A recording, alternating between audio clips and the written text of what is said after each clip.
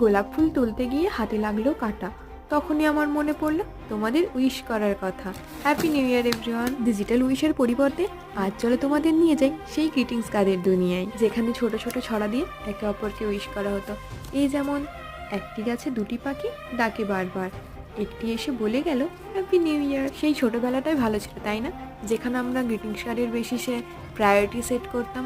যেটা ভালো সেটা আমার বেস্ট ফ্রেন্ডের জন্য, যেটা তার থেকে মোটামুটি সেটা ঠিক আছে আরেকজনের জন্য, বেস্টটা কিন্তু বেস্ট মানুষকেই দিতে হবে।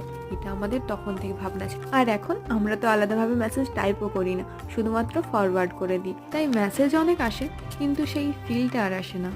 এই দেখো, কথা বলতে বলতে কত ধরনের গ্রিটিংস কার্ড তোমাদের দেখানো হয়ে গেল, কিন্তু আমার তো এটাই বেস্ট লাগে। এটা খুললেই এইভাবে আলো জ্বলতো আর গান বাজতো, কিন্তু ব্যাটারির অভাবে আর সেটা হয় না। তোমরাও তোমাদের এরকম স্মৃতি আমার সাথে কমেন্টে শেয়ার করো। দেখা হচ্ছে নেক্সট ভিডিওতে। Thank you.